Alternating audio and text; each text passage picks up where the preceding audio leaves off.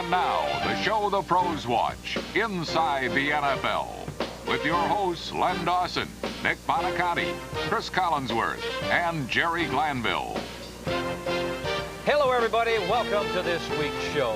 We are 3 weeks into the National Football League, and gentlemen, I think we would all agree the surprise team is the Tampa Bay Buccaneers. Tony Dungy is their head coach. They are currently 3-0. No, Tony Dungy is a very quiet guy. I asked some of his ex-players, I said, hey, does he ever yell? He said, yell? I've never heard him above a whisper. You know, coaches, though, in general, I think are changing in the National Football League. You used to think of coaches in this league, Vince Lombardi and Mike Ditka. Well, now Mike Ditka is not even Mike Ditka. It's a kinder, gentler National Football League, and I think that it shows. Guys like Tony Dungy, there's a lot more player coaches. Now the coaches are asking the players' opinions as opposed to just telling them what to do. You know, Chris, you're absolutely right again. He's always right. I mean, a guy like Bill Parcells, right? All you have to do, kinder, gentler coach. Ask Adrian Morrell when he was fumbling the football. He went right down his throat. And, of course, there are other kinder, gentler coaches around, like Jimmy Johnson, Ray Rhodes, and Tom Coughlin of the undefeated Jacksonville Jags. You're unbelievable. Yeah. Did I say every coach in the league? No, I did not. I said the majority of coaches now in the league are players coaches and not the tough guys. Well, the problem with you two, neither one of you have ever coached. Here's a couple of players talking about the coaches.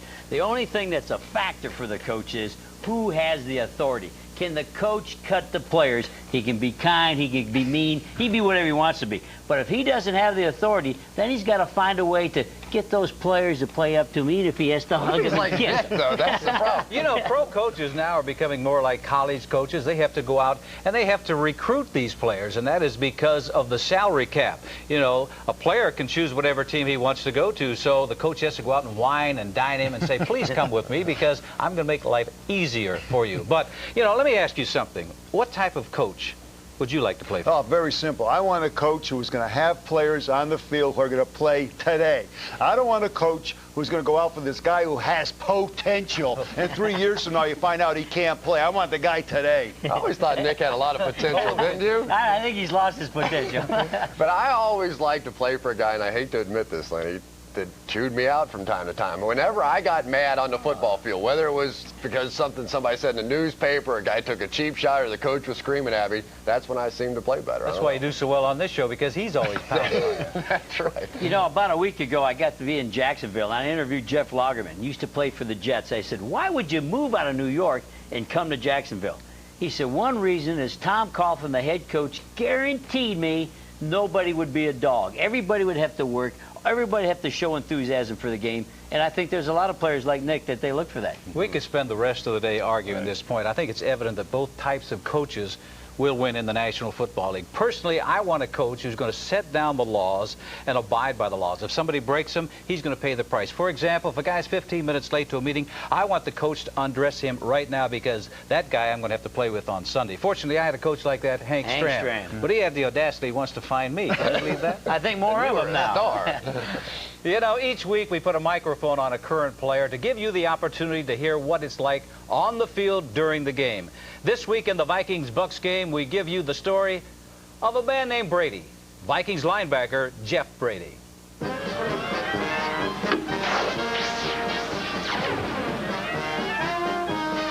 Pelting a total stranger with fruit is one of the temptations of childhood.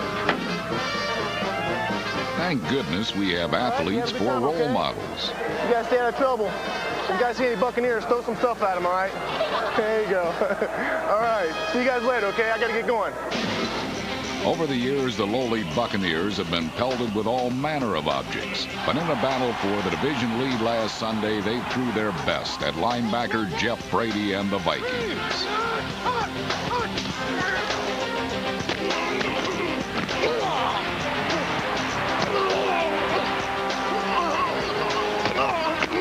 In the second quarter, the Bucs were driving. Come on, we got to hold them. Hold them to the field goal. Mayday, mayday, under Wanda. Third down and goal from a yard away. Hand off to Alstott up over the top. He did not get in. There's now second effort touchdown, Tampa Bay. Second effort by the truck. Mike Alstott refusing to go down. Man, that was a big league play that time. Whoa. And Jeff Brady and Robert Griffith got a free ride for 1.5 yards as he took it into the stack. And Mike Alstott is a man. I thought he was down, man, on that goal line. I mean, I'm like pushing the pile, you know? I know. Next thing I know, I just like square, like I just come outside just to see what the going on. He's sitting right there on me. The Mikes were also frustrated by Trent Dilfer, who is now the NFC's top-rated passer. Takes the ball, touchdown, Tampa Bay. Copeland takes it in, and Dilfer is throwing perfect strikes in the North Country. Well, they're daring us to pass in the slot formation. They're putting 8 guys in there. Hey, if we don't get 3 and out, man, we ain't got no chance of winning this game. We got to go 3 and out. But in the fourth quarter, it wasn't 3 and out for the Bucks. It was 1 and done, as in Warrick Dunn. Little inside handoff on a delay to Dunn. Dunn breaks the tackle. Dunn tries to get out there. Dunn's got the corner. 45-40, 35-30, 30, 25-20, 15-10, 5. Touchdown, Tampa Bay. Warrick Dunn, 52-yard run. The little guy does it again. With over 100 yards for the second straight game, Dunn has provided plenty of bang for the Bucks. I hand it off and I'm like, man. And I go, wait a second. He's got a chance. Hey, I'm glad you scored this week so we can't make money on getting tried. For Tampa, this game was strictly 3D. Dilfer, Dunn, and a bruising defense. Johnson drops. Nailed. Holy cow, is he hit. You got to be on the same page. If that guy walks up there, go ahead and ray it. Go ahead and ray it. You got to know that it's coming. But by the time this late bomb to Chris Carter found its mark, the Bucks were on their way to 3-0, their best start in 18 years. It's a new Buck team, baby. Right. This ain't the old Bucks. It's a new Bucks. 97, whole new team, baby. It's our day today. We did a great job. Nobody can take that away from us. So let's enjoy the plane ride. Let's enjoy the fact that we won. But this was a business trip. We came up here to take care of business. We took care of business. Now we go back home, celebrate it one day, and then we'll get ready for Miami. Surprisingly, the NFL record holder for touchdown passes had gone the first 2 weeks of 1997 without one. And with Craig Erickson looming, Dan Marino faced a perilous visit to Green Bay.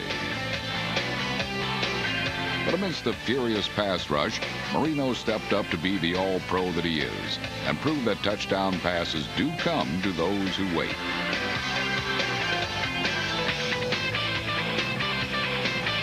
While the Dolphins moved through the air, the Packers offense methodically ground the Dolphins into the Lambeau Field side. Dorsey Levens rumbled for a career-high 121 yards, while backfield mate William Henderson's touchdown doused Miami's upset Flames for good. Back in the pocket. Here they come. He flips it. He's got a man open. Henderson at the 5. Touchdown! The Packers' win was a sight for sore eyes as Green Bay scored its first ever win over the Dolphins. The Meadowlands was a magic kingdom for the Ravens, and Vinny Testaverde came out looking like Hercules with a scoring strike to Derek Alexander.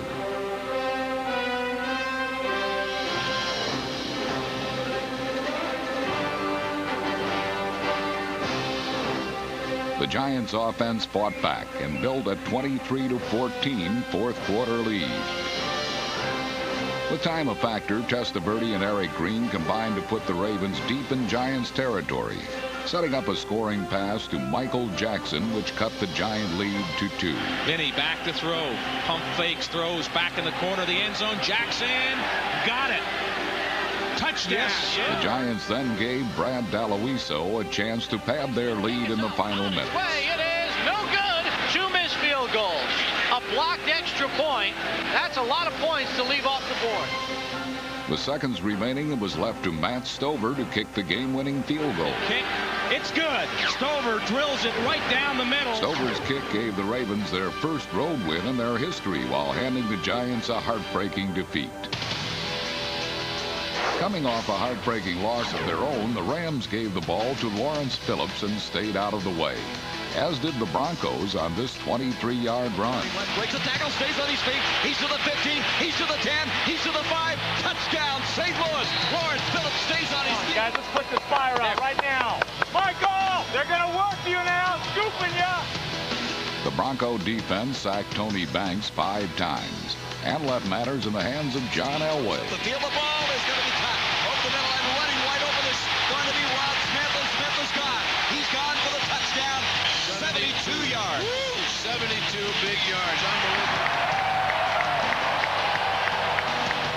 Elway threw for 247 yards and 4 touchdowns, as everything Denver did seemed to end up in the end zone. Backs him up all the way to the 6. Here comes Gordon to the 10. He gets a block. 15. Darian Gordon breaks the tackle. 20. Still on his feet. 25, 30, 35. Gordon, 45, 50. There he goes! Darian Gordon is going all the way to the end zone. Touchdown, Denver! While the Broncos routed the Rams convincingly, the victory did not meet the high standards of Denver's demanding head coach. So pass loft to McCaffrey. Oh, what a catch, Eddie McCaffrey in traffic. Touchdown, Denver. We all know we didn't play our football game. And we played, but we still won the football game and we won it going away in the second half. As long as you guys understand that, we got a chance to get better. But we have got to get better. Lost a little discipline in that, first quarter? Too many penalties. We stopped ourselves. We can't do that and achieve the goals we want to achieve. Well, one guy Mike Shanahan can't be disappointed with is his running back Terrell Davis. 3 straight 100-yard games to open this season, and Terrell joins us now on NFL Crosstalk. Terrell, the season ended so abruptly for you guys last year with that loss to Jacksonville. What did that loss do to your football team? Well, I think right now it's making us more focused. We know what we have to do going into this season. We know that we have to put ourselves in a situation to where we can get back to the playoffs. And, hopefully that game will remind us that, when you play in that game, there's only one game and you're out. I mean, there's no tomorrow, so we have to play well. And right now I think people are reminded of that. Okay, last week you got the game won. It's late in the fourth quarter. What are you doing in there carrying the football?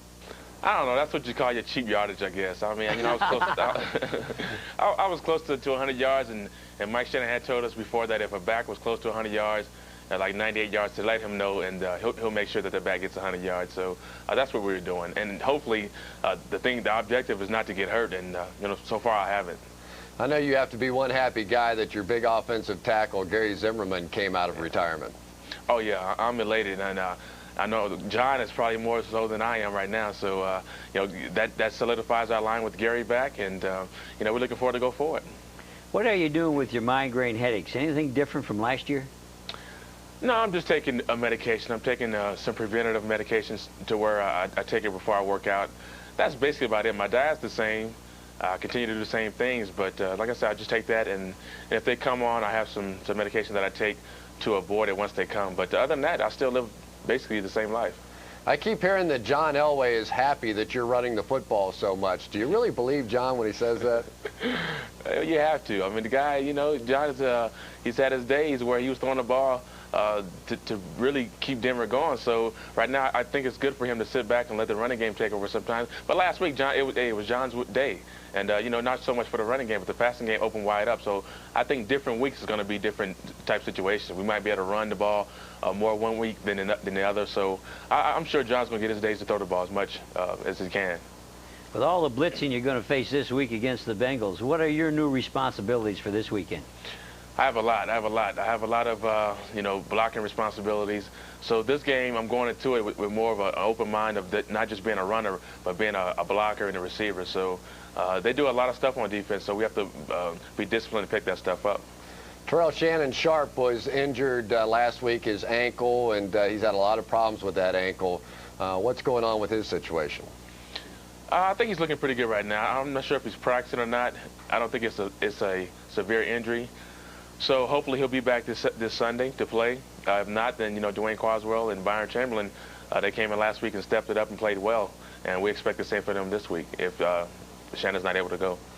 When you look at that Cincinnati Bengals defense, they really have not been able to get the kind of pressure on the quarterback that you would expect out of their blitzing type of scheme.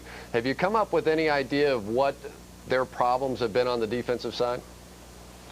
No, not really. I think they do a lot of stuff that's, you know, you might at times question why they do it, and a lot of stuff it might not seem sound, but it's the kind of stuff that if you're not prepared for the defense, it will get to you and get to you fast and often. So if you can pick it up, I think that, you know, I don't know if they'll bring it as often, but, you know, I really can't pinpoint and say that this is why they're having problems on defense. I really can't answer that.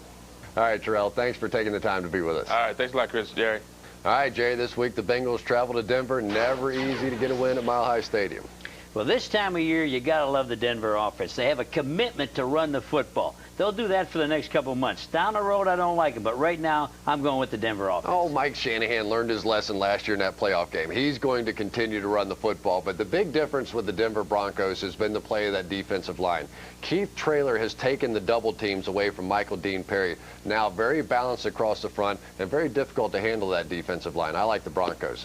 Lenny, who do you guys like? Well, Chris, thank you very much. Well, I see you're listening very closely to our experts over there, but I want to know what Nick Bonacani thinks. Lenny, I'm beginning to feel sorry for Cincinnati's quarterback, Jeff. Wait a minute. You've never felt sorry for any quarterback any time. Well, I am this week because the offensive line of the Cincinnati Bengals, especially left tackle Rod Jones, is really in the shambles. He needs help on every single pass play. This week he goes against Alfred Williams. Boy, that's a mismatch. You couple that with the fact that Neil Smith had 2 sacks last week. Kajana Carter can't run, so the running game is in the toilet. Poor Cincinnati. I love Denver. I knew you'd give me the inside scoop. You know, I like Denver as well. Elway off to a great start. Terrell Davis off to a great start. Let's not forget about the special team play of the Denver Broncos. Last week, 94-yard kickoff return by Darian Gordon. Their punter, Tom Bruin, got into the act. He averaged better than 47 yards per punting attempt in that thin air at Mile High Stadium. It's going to be a long afternoon for Cincinnati. But, you know, playing in Denver, you can be assured of a great stadium atmosphere and a very supportive crowd. You can't say the same in Chicago anymore, where fans are turning on the Bears in Soldier Field. Any hopes that 1997 will be a banner year for the Chicago Bears are fading fast. The Windy City's winless woes continued last weekend as Detroit finally turned Barry Sanders loose. Sanders, who had gained a mere 53 yards in the season's first 2 games, rushed for 161 yards at Soldier Field. And Scott Mitchell fired 2 touchdown passes in a commanding Detroit victory. Mitchell back to throw it. Long post batter, touchdown! While Detroit fans hope the Lions can duplicate the success of the NHL Red Wings, the Bears are definitely skating on thin ice. Last Sunday, a little grilled tuna replaced sausage, ribs, and burgers on the tailgate party menu. And Patriot fans hope to light a fire under the big tuna as Bill Parcells returned to New England. Parcells' new team was seared by the key members of Parcells' old team. After 3 games, number 28 Curtis Martin tops the NFL with 87 carries, nearly 20 more than the back in second place. Against New York, Martin rushed 40 times for a career-high 199 yards. Drew Bledsoe has also thrived since Parcells' departure, and the league's leading passer welcomed back his former coach by throwing for a pair of touchdowns. But Bledsoe was intercepted twice. Bledsoe off play action to throw. Fires, intercepted. Picked off by the New York Jets down the right sideline as linebacker Mo Lewis going all the way for a touchdown. In the fourth quarter, the Jets drove 83 yards for the game-tying score. From the 24, O'Donnell is teamed down by 7. Looking for the end zone. Looking for Keyshawn. Makes the catch. Touchdown. Wow, what a play.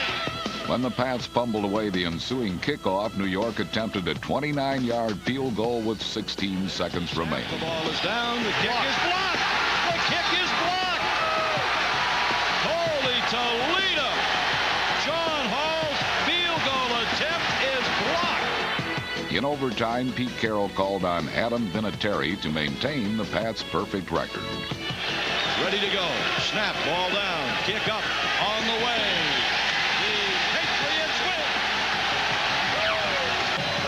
Patriots remain undefeated, but not without a very, very good Parcells New York Jets. While there are no crybabies on Parcells' improved Jets, Atlanta fans feel that former Falcon Jeff George has displayed infantile behavior and deserves a dose of corporal punishment. But George pacified the crowd by passing for 286 yards and a touchdown. Pass. Looks one out here deep downfield left for Jett. Oh, he got the ball. Inside the 15-10. He scores a touchdown. James Jett with a tremendous catch. George had fun playing with a little jet, and his toy box also included a miniature soldier named Napoleon, 5'9" Napoleon Kaufman, number 26. Across the 40, first down, 45, into the secondary. 45 trying to get outside 40, 35, he's going to go. 25 gets a block, 10, 5, and Napoleon Kaufman goes. But the Falcons also have an exciting young runner of their own, rookie Byron Hanspard, number 24. Hanspard's 77-yard gain set up a touchdown, and winless Atlanta battled until the end before yielding to a Raiders team that earned victory number 1 behind Kaufman's career-high 140 yards on just 14 carries. Hands off, Kaufman breaks tackles, what a runner, 45, 50, inside, 45, 40, 30-yard line, down the sideline, can anybody catch him? No, Kaufman's gone, touchdown! While Kaufman was this game's brightest star, Jeff George was not shy about grabbing the spotlight. He took a victory lap around the Georgia Dome, just to let the locals know that the quarterback they thought should be wearing diapers had just administered a big, loud spanking. A week after his first win as head coach of the 49ers, Steve Mariucci was looking for victory number 2 at home against the New Orleans Saints. Look at you. You got them sleeves rolled up. Put a pack of cigarettes under there like Fonzarelli. All right, Coach. Right from the opening kickoff, it was happy days for the 49ers. All right, Chuck. We're going to get a good one here. See ya! See ya! See ya! See ya! Chuck Levy's 59-yard return of the opening kickoff set the tone for the 49ers and proved to be the beginning of a long day for the Saints. That's the way you start a football game around here. That's the way you start a football game. That's the way. Okay, now listen, in this series, I'm going to stay with... Is this fun or what? It's just really. All right, now listen, we're going to go Tiger 94. Let's go get some push. Tell Gogan to block somebody and knock them back, all right? Steve Young's return to the starting lineup sparked an offensive explosion. San Francisco soared to over 300 yards of offense by squeezing every inch out of every first down. What do you guys think? We get it? I think so. Huh? You gave it right where it's needed. It's cool. All depends outside of there. That doesn't look like it from here. It's got a score in this. This is like way off compared to that one. I always make it a little longer. Tell him so to you put this guys one in. get it. You want to go 200 JetX Lego Z seam here? Or do you want to be methodical? Let's go after him. Make a good deal. You don't like it? You don't like it? You got your tight end. Yeah, you got your check down to your tight end too, right? All right, let's go. Oh, yeah, do it. This is a touchdown. This is a touchdown. This is a touchdown. Steve Young drops back to throw. Throws down the left sideline. Alone. Brent Jones. Touchdown 49ers. When are you going to start shaving for these games? This is the first time I've not shaved in all my career. I figured I'd change it up a little bit. Oh, I like it. All right, get the burly look. The 49ers defense also had a burly look as it forced 8 Saints turnovers. We got it. We got it. We got it. We got it. San Francisco recovered 2 fumbles and intercepted 6 passes. It's coming hard on Schuler. Takes his time. Ball deflected up in the air. Deflected again. Intercepted by Woodson. Down the left side of the field. Come on, Rod. Come on, Rod.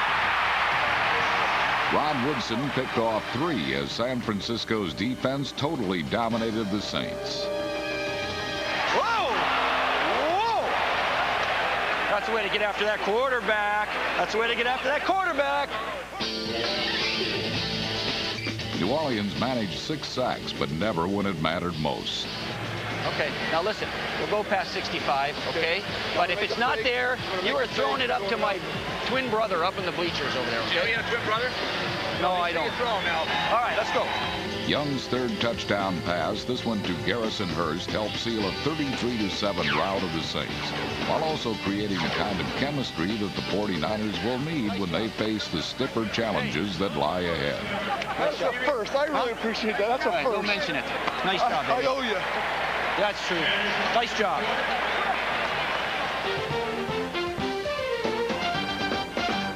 Steve Young told his coach, "I owe you one." But at this point in Steve Young's career, he doesn't owe anybody anything. Now the question is, what makes a quarterback continue after 3 concussions in 10 months?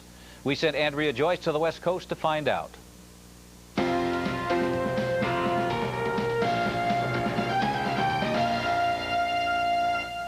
It is the world's most violent sport, and no one knows that better than 49ers quarterback Steve Young. Everyone knows too many hits to the head is not good.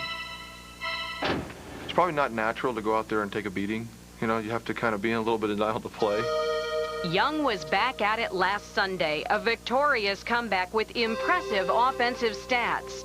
But the 5 sacks he took loomed large, constant reminders of his medical predicament. After suffering a 3rd concussion in 10 months in the season opener, a neurologist and a neurosurgeon gave Young the green light to play last week. At 35, he's still one of the NFL's greatest warrior quarterbacks, but with his propensity for head injuries, Steve Young may be entering a danger zone he can't scramble out of. In Steve Young's case, the concussions he had were extremely minor. There was no evidence of permanent injury. If he sustained another concussion, he should seriously consider his options. And in talking with Steve Young, I think he would assume a reasonable approach to the situation. You only get so many of those. Lightning can strike only a few times, and then it's not lightning anymore. It's something that happens too often. And as long as I can put enough time between these lightning strikes, I think that we'll be okay. That may be harder and harder to do. Turning 36 next month, as he gets older, Young's mobility slips, and right now his front line of protection has never been weaker. Meanwhile, back home in Utah, family concerns for Steve's health have never been stronger.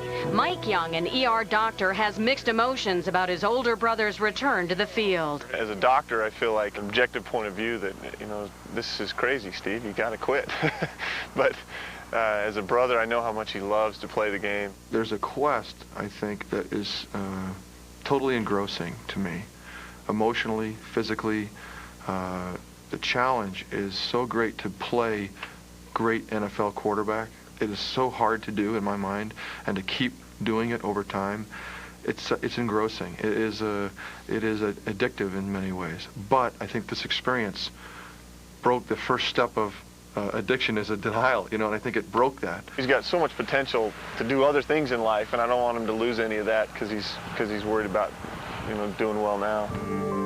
So now number 8 must do anything he can to protect his head. Young's opted for a mouthpiece to absorb shock and a better fitting helmet with more air and padding. The last thing they want is him running. He's running on the first play. But precautions do not mean prevention, and Steve Young is fully aware of what has happened to men like Muhammad Ali and Al Toon, athletes paying the price today for too many hits taken yesterday. I don't want that. If medical science said to me that's a strong possibility, I would run. I don't want to be impaired. My brain is, I've been blessed with a pretty good one. I want to use it. I want to be productive in society and do even greater things. There is little left to do on the football field for the most accurate passer in NFL history. And even though Young still cringes at the word retirement, he knows it's a reality he will have to face. This last week that I had off, I had a lot of time to reflect. I've become much more at peace about it, recognizing that I love to play. My heart has a lot of football left. My body's going to dictate how long that is going to be. I kind of have high hopes. I don't know if this is possible, but, you know, on your tombstone say, Steve Young did this, this, and this, and oh, by the way, he played some football. For now, Steve Young, one of the game's greatest decision makers, continues on each Sunday, hoping he'll know the right time to make his final call. Awful lot of people are concerned about the health of Steve Young. They think he should retire from football right now. One person concerned is his brother, who happens to be a doctor. You know, I don't blame him for being concerned. If you think about this situation in terms of boxing, if a boxer went out and got knocked out and tried to come back and fight later that day, or even the next week, there'd be such a public outcry to ban the sport. But because it's football, somehow it's all okay now. Well, the National Football League should adopt the Big Ten rule. Years ago, Woody Hayes fought for the rule. If you got a head injury and had to leave the ball game, you couldn't come back in that ball game. But you know something? People are wondering, why does a guy who has almost $30 million in the bank put himself at risk? I think it's pretty simple. He's almost 36 years of age, but he's only had success in the last 5 years. He's won one Super Bowl, but as a football player, he feels unfulfilled. He's almost 36. I was 40 when I played. He has $30 million in the bank. I guarantee you one thing, I would not be behind that center at age 40 if I had $30 million in the bank, not with the teams that I played with. You know, there is another quarterback who's had his fair share of injuries, but not life-threatening. That's Dan Marino. Dan Marino and his Dolphins in a very important game, traveling to Tampa Bay to take on the Bucs. How do you see this game? Well, the biggest surprise for me for Tampa Bay is their wide receivers. They got a Horace Copeland finally making some big plays, and a rookie, Rydell Anthony. They continue to surprise me, and for that reason, Tampa Bay goes 4-0. You know, that's the good news for the receivers, but the bad news for the Dolphins are they got a couple receivers, Jordan and Barnett. They sort of need to grow some inches on their arms because they get a little short arm when they try to go across the alligator arms. Maybe the shirt's a little too... No, the shirt's a little too tight, and that's why they can't reach out and catch the football. Okay. But I think it's these guys here. They have to turn the thing around for the Dolphins. I think the Dolphins' only shot is they go to a double tight end, single back. That's still not going to be enough. I like Tampa Bay. How about that celebrity pick of the week? You run out of friends? Yeah, no. I almost forgot about that. Matt Lauer of the Today Show. He's my golfing buddy. I don't know. He likes Tampa Bay because of the 3 Ds. Dungy, Dilfer, and Dunn.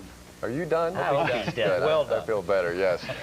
I like the Tampa Bay Buccaneers as well, not because of Trent Dilfer and their offense. That's all overblown. Because of their defense, some great young players there, Derek Brooks, Warren Sapp. I still can't believe what they did going into Detroit and Minnesota and shutting down those two very good offenses. I like the Bucs. I like Tampa Bay because of their offensive line, headed by tackle Paul Gruber. 1 sack on the quarterback so far. Also, Warwick Dunn, 2 100-yard rushing games in a row.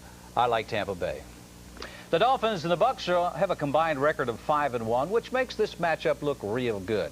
Unlike the game last Sunday in Indianapolis between 2 winless teams. If there's one man Father Time can't seem to catch, it's Warren Moon. Last Sunday, the 40-year-old quarterback became the oldest player in NFL history to score a touchdown, and he seemed to step ahead of the Colts' young whippersnappers all afternoon. That guy's not 40 years old. I'll tell you, he's running like a 22-year-old out there right now. And passing like one as Moon completed 24 of 38 for 270 yards. The Seahawks defense, on the other hand, features some new blood in linebacker Chad Brown. Brown recorded 3 of Seattle's 8 sacks against a woeful Colts attack that has yet to score an offensive touchdown this season. This is turning into 2 straight disasters at home. The Seahawks ran all over the Colts as old Warren handed off to a younger Warren to complete the blowout win. He's gone. 20, 15, 10, 5, touchdown Seahawks. Here's Warren. While the NFL's oldest player isn't ready to sit back and sign Social Security checks just yet, one of football's brightest young quarterbacks was finally penciled back into the lineup last Sunday. Kerry Collins looked to help the Panthers regain a firm grip on their offense, but at times it seemed neither team had a grasp of anything. In a game that saw 5 fumbles, the Chargers lost 4 of them, and eventually Collins took hold of the Carolina offense. Tight end Wesley Walls scored twice and has now scored all 3 of his team's touchdowns this season. While the Panthers have come to count on Walls as the centerpiece of their offense, the Chiefs were without the cornerstone of their defense last Sunday.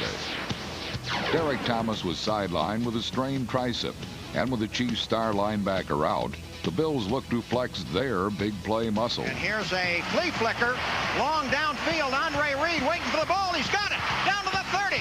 Still on his feet at the 20.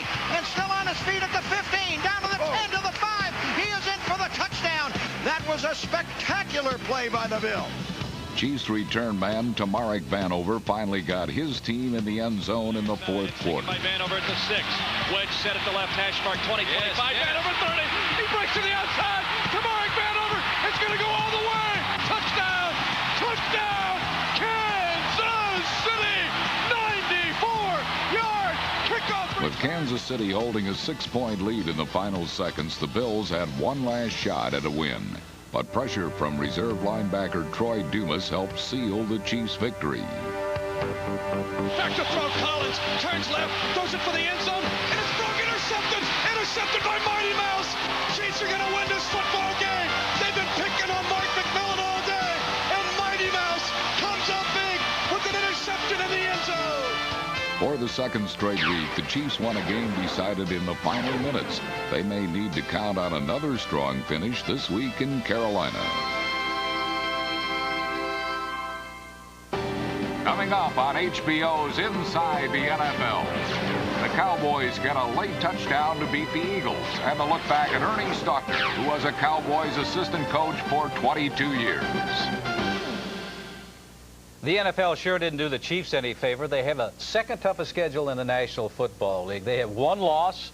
That was to Denver in Denver. And things aren't going to get any easier this week. They travel to Carolina to take on the Panthers. And the Chiefs offensive line wanted me to thank you because last week you said they didn't have a chance against that pass rush of the Buffalo Bills. You fired them up.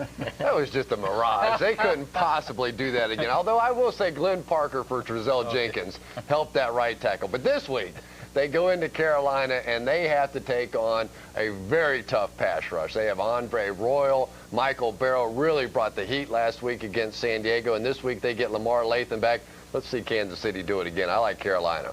Well, I think the Panthers have way too many injuries. All the linebackers got hurt, and now they get the quarterback back. And Muhsin Muhammad, the #1 receiver, he breaks his wrist. He's out for 4 weeks. That leaves the quarterback Wesley Walls. He's on a bad sprained ankle. Kansas City will shut down a run. They'll win the football game. Kerry Collins doesn't have any faintest idea who Muhsin Muhammad really is. I mean, no. Last year he missed almost the entire year, Muhammad did. And in the first 2 games this year, Berline was the quarterback and not Collins. So it makes any difference to him. Anthony Johnson's injury, I think this just opens up an opportunity for Tim Biatapatuka. I think he's going to really take the ball and do some damage. But it's going to be a low-scoring ball game. It's going to come down to special teams. Carolina has 2 of the best. The field goal kicker, John Casey, and the guy who's leading the league in kickoff returns, Michael Bates, 33-yard average. I like Carolina. Special team play. You didn't see the Chiefs game last week. Tamarick Vanover, 94-yard kickoff return for a touchdown. I mean, he didn't fumble this time? He didn't fumble this time. He's had 5 plays that run for touchdown, either punt return or kickoff return in his 3 years in the league. Big difference in Kansas City right now is the play of their defense. They have a whole new defensive scheme. The concern going into the season was the safeties because they put in Reggie Tongue and Jerome Woods, second-year players. They didn't know whether they could handle it. They are handling it very well. I think it's going to be a low-scoring game, but I think Kansas City has enough offense to beat the Carolina Panthers. He's back on the bench. What a surprise. We got him now. You know, the Panthers play in a 2-year-old stadium, but that's not the newest facility in the NFL. Last Sunday, Washington played their first game in the new Jack Kent Cooke Stadium. The first game at Jack Kent Cooke Stadium became a celebration of the old and the new. First play in the new stadium. Hey, this is our moment. This is our moment. Let's kick some ass and let's take it to the house. 1, 2, 3. The Arizona Cardinals began the game bent on spoiling the stadium's debut. Cardinals block it, and it's loose in the end zone and recovered for a touchdown. But the Redskins rallied in the second quarter to take a 10-7 lead. Rolling right into the end zone. Westbrook, touchdown, Washington Redskins. From 6 yards out, the Redskins have scored their first touchdown in a new stadium. In a day-long battle of field position and defense, Kevin Butler's field goal tied the game with just seconds remaining in the fourth quarter. Good! 2 seconds to go, and the Cardinals have tied it again. You don't need to play your ass off that long and then put up by doing something stupid, all right? Let's be sharp and aggressive and continue to attack their ass, all right? Let's win the game. Arizona had the first possession in overtime, but the Redskins looked to seize the win and the ball by stripping running back Leland McElroy.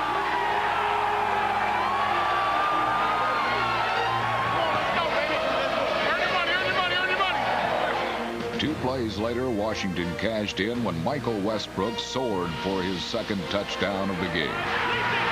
Touchdown, Washington Redskins. Oh, a miracle catch. Unbelievable. Would Jack Kent Cooke have left that? Wow. The historic first victory at Jack Kent Cooke Stadium evoked memories of the last game at RFK Stadium and stood as a poignant tribute to the Washington Redskins' beloved patriarch.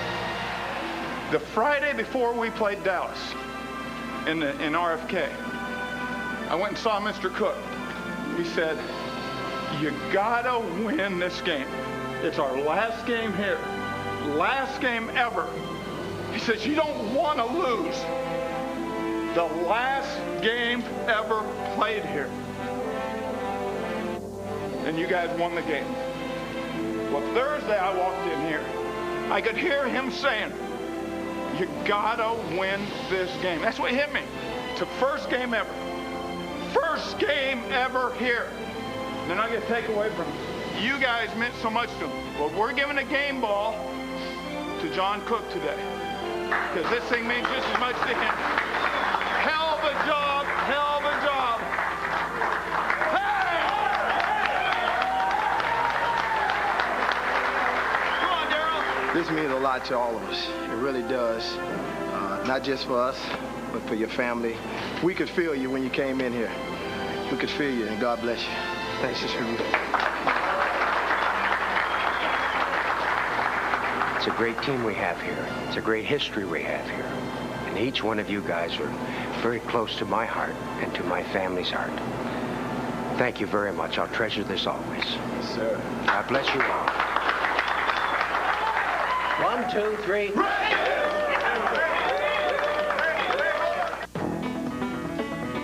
In Dallas Monday night, it all came down to the final snap, but early on it was Philadelphia's Big D that had the pop. Aikman takes his block. He's under rush. He's hit. He fumbles the football. It's loose. It's picked up by Thomas. Thomas at the 20, at the 15, at the 10. Touchdown, William Thomas. The blitzing Eagles forced the Cowboys to settle for 5 field goals until Troy Aikman launched a do-or-die drive, trailing 20-15 in the final minutes. Aikman backpedals. Aikman rush. Aikman running. He is going to throw it into the end zone, and it is caught for a touchdown by Anthony Miller with 51 seconds left. Anthony Miller's clutch catch set the stage for a frenzied finish as Dallas led by 1 with time running out. Cowboys 21. Eagles 20. 16 seconds remaining. First and 10. The ball at midfield. Detmer back. Detmer looking. Stepping up. He's going to fire the football. Complete at the 30. At the 25-20. At the 15. 10. Running back is Solomon to the 5. 4 seconds left. Here we go. Take a big deep breath. Spotted. It's picked up by Hutton. Hutton's running with the football. It's over. He dropped the snap. He never got the snap. The Eagles dominated and led for 59 minutes, yet the Cowboys somehow escaped. A bye week lays ahead for both. One will spend it thanking his lucky stars, the other seeing stars. The Cowboys' incredible 1-point win over the Eagles last week, just part of a trend in the National Football League. So far this season, 33% of the games have been decided by 3 points or less, as opposed to just 12% of the games at this time a season ago. Well, I'm 100% sure our own Gary Myers is going to give us some inside information at this point. And Gary, while we're talking about percentages, what are the chances that Mark Brunell will be the quarterback for Jacksonville this week? Well, Chris, Brunell has been taking 50% or more of the snaps in practice this week. Jacksonville upgraded him from doubtful to questionable. I think he's going to play. But when I spoke to Tom Coughlin, he wasn't ready yet to make that pronouncement. I think he's going to wait until after Saturday's practice. The concern on Coughlin's part is, can Brunell protect himself against that Pittsburgh pass rush? Can he get out of the way and protect his knee?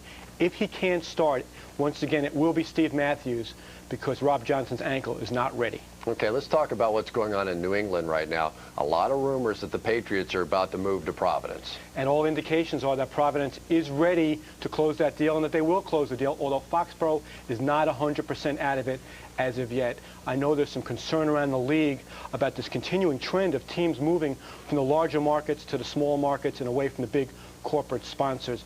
But there are two things you have to know about Robert Kraft, the Patriots owner. That last year he tried to privately finance a $217 million stadium in South Boston, and he was rejected. In the last year, he turned down an offer from Los Angeles to move the team there, in which he would have retained 51% ownership, been paid $100 million, and given a new stadium. This is a guy who says he will sell the team before he'll move it. And I don't think he's selling. Yeah, say what you want about Bob Kraft. He is very loyal to that Boston area. Maybe he should talk to Bud Adams about moving a franchise from Houston to Tennessee and all the impact that that's had. This is a dreadful situation. The Oilers are based in Nashville. They're playing the games in Memphis for the next 2 years. They have not sold more than 20,000 tickets for any of their last 7 home games. They're only approaching 14,000 tickets for the game Sunday against Baltimore. Now, Chris, last year the NFL set up a rebate program for the visiting teams because the gate share was so low in Houston because of the small attendance. And when the league meets the middle of October in Dallas, don't be surprised if the owners ask Adams to set up another rebate program. They're not happy about these crowds in Memphis. All right, Gary, we'll see you in Green Bay next week. Okay, Chris. Well, if you're over 40 years old, you might remember Ernie Stautner as a Hall of Fame defensive tackle. If you're younger, you probably remember him as Tom Landry's defensive coordinator. Either way, let's see where one of the game's true legends is now.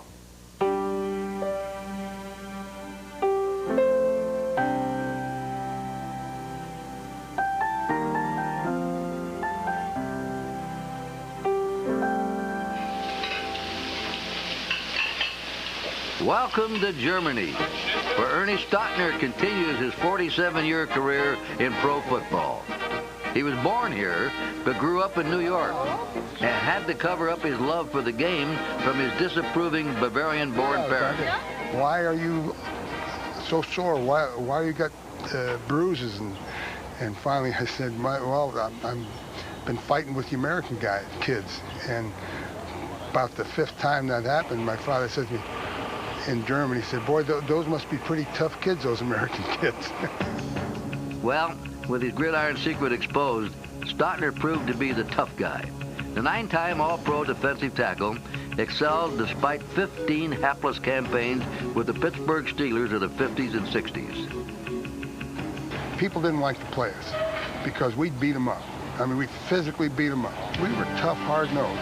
We never had the material to win, but boy, we gave everybody a battle. Number 70's battle plan switched to player coach in his final seasons, leading to a 23-year stint as Tom Landry's defensive coordinator and helping to shape the Cowboys' doomsday defense. Go right in. In Dallas, Stautner finally became world champion with 2 Super Bowl rings. But Jerry Jones' arrival ended future celebrations and his dream of becoming a head coach. 3 years ago, Stautner tackled an unexpected offer with the reemergence of World League football in his birthplace. Splitting his time between Texas and Germany, his career-long frustration ended. This is something that was extremely fulfilling, to come back to the land in which I was born and then seeing the opportunity of coaching football over here. Back on his native soil, the Frankfurt Galaxy initially embraced him as head coach. A player will only do what you demand of him, believe me. If you don't show him that something is important to you, he'll do it the way he wants to. And that's not the way I coach. 1, 2, 3, hey! I know, they let up. Yep. I knew they let up. Players love to do their own thing, but I won't have that. And his coaching style worked. His first season, Stautner won the World Bowl and Coach of the Year honors. He returned to the championship game in his second year, but this summer, the team missed the playoffs and management did not renew his contract. As long as I know I have the respect of the Galaxy players and the coaches and the love of the fans, I'm leaving as a winner. At age 72, the Hall of Famer landed on his feet with the German Football League. Today, he's a special consultant for the Cologne Crocodiles. It was nice to show that you could do it. Most of the people felt that I was satisfied where I was because I was there for so long. But that isn't the way I felt. It took Ernie Stautner's return to Europe to get and savor his role as head coach. German fans are glad he didn't give up on football. Ernie Stautner was a great player. He is a great individual, and he taught me a terrific lesson my rookie year. Our first game, when I'm waiting to go out, everybody's getting introduced. I had my headgear in my hand. He said, "Rookie, put that headgear on." I said, "Why? I'm not starting." Just then, an empty beer can dropped at my feet. He said, "Look at that," and we haven't lost a game yet. Later on, it would be full beer cans coming at us. Let's take a look and see what we did last week in our pick segment. All up, pretty good. Only one game separating all four. But you guys want to feel a little humble? On our online service, 90 of our viewers were a perfect 13-0 last That's out of 5 million. Something like that. We aren't quite that good yet. For the season, fairly close again. Fairly close, I said. Now, early in the show, we picked several games. Now it's time to pick the rest. We all agree that Dan Reeves' Falcons will go 0-4 as the Niners will win again. We all agree that Dave Wanstett's Bears will go to 0-4 as they travel to New England. We all like Detroit to win in New Orleans as the Saints will stay winless no matter who plays quarterback. Indianapolis Colts still haven't scored an offensive touchdown. We like Buffalo to keep the Colts winless. The Giants and Dave Brown are playing better, but we all like the Rams to win in St. Louis. And San Diego makes the trip north of Seattle. We all like the Seahawks to win their second game in a row. Now for the rest of the games in more detail, let's start with Jerry, because seldom is he at the top of the board. Never. Getting this. Baltimore, Tennessee, but folks, plenty of good seats still available there. Well, the Oilers got to feel good. They get their best defensive player back, all-pro safety Blaine Bishop, plus they've had a bye week. I know their coaching staff. They've been practicing all kinds of new blitzes. They'll blitz the Ravens coming off the bus and beat them bloody. You're not coaching this week. I just want to explain that to you. You know, last week the Giants ran awfully well against that Ravens defense, and Eddie George runs it a lot better than do the Giants. I like Tennessee here. I'll tell you, Baltimore has a weakness. It's their secondary. I think this is the week that Chris Sanders and Willie Davis step it up, take the pressure off of Eddie George. I like Tennessee. I want to talk about Baltimore's receiver. We got Michael Jackson, Derek Alexander, Eric Green. Vinny Testaverde will find one of those people for big plays. I like Baltimore. Minnesota at Green Bay, and folks, we'll be in Green Bay next week, regardless of what happens. And you know, Minnesota's defense is making Hall of Famers out of running backs all over the league. This week, Dorsey Levens gets his shot. I like Green Bay. And I don't think Brett Favre is really feeling comfortable with his offense yet. That's why he's gone to Mark Shimura most of the last couple of ball games. But this week here, I think his pal becomes Robert Brooks. I like Green Bay. Well, look at the Vikings secondary. Somebody look at those people. They're giving up big plays. You got Dwayne Washington and Corey Fuller. They had a field day of playing bad last week. Now Brett Favre coming against him. It's going to be a laugher. Vikings have a terrific running back, Robert Smith, when he gets the ball. But he's not going to get the ball very much like last week because they're going to be playing catch-up. I like Green Bay. Oakland at the Jets. And, Nick, the Jets have lost 13 consecutive home games. Yeah, but Neil O'Donnell's been sacked 15 times in the last 2 ball games. Oakland had 6 sacks last week against Atlanta. Darrell Russell, the rookie, had 2 sacks. He's just getting it going. I like Oakland. How about the Jets defense? Last week, Curtis Martin, they gave up 199 yards on the grass. This week, Napoleon Kaufman on turf, run all over him. Watch the Raiders rush that ball. I can't help him. I've tried. I can't help him. I like Adrian Morrell in this game for whatever reason. Last week, Bill Parcells just forgot about him in the second half. This week, he gets a full load. The Jets win. Last week, the Jets had no pressure on the quarterback, and that was without their top rusher, Hugh Douglas. He is questionable for this game. Whether he plays or not, I like Oakland. We got Pittsburgh at Jacksonville. The Steelers are 10-1 under Bill Cowher on Monday night. Jerry, tell us about it. It doesn't matter. Let me tell you about the Steelers secondary. 9 plays over 20 yards in just 2 ball games. They're going to get burned this week with Jimmy Smith and McCarl. Those receivers will run all over them. Jacksonville in a big win. This man a towel, man. Sweating all over everybody, man. Jerome Bettis is a one-man show for the Pittsburgh Steelers right now. Last year, Jacksonville in those 2 games handled him very well. I like the Jaguars. Hey, matchup here. Joe Steed, the nose tackle for Pittsburgh. Dave Weidel, the center for Jacksonville. This is going to be a heck of a matchup. I think Weidel wins it, and that means Natron Means will have a big game. I like Jacksonville. Let's talk about the quarterback situation with Jacksonville. We already heard that Mark Brunell has been practicing. Rob Johnson has not. Steve Matthews is there. If I were them, I would save Mark Brunell for later on because Cordell Stewart has not been doing very much for the Steelers. I like Jacksonville. tomorrow. That's our show for this week. Remember, Inside the NFL premieres each Thursday evening at 11 p.m. If you missed any part of it, you can catch it again Fridays at 7 p.m. and Saturdays at 11 a.m. And remember to check out our popular website at HBO.com. Make your picks against us each week. Join us again next week from Green Bay, Wisconsin, Titletown, USA, where we'll focus on the defending Super Bowl champions. And so for Nick, Chris, and Jerry, I'm Len Dawson. We'll see you next week from Green Bay, Wisconsin.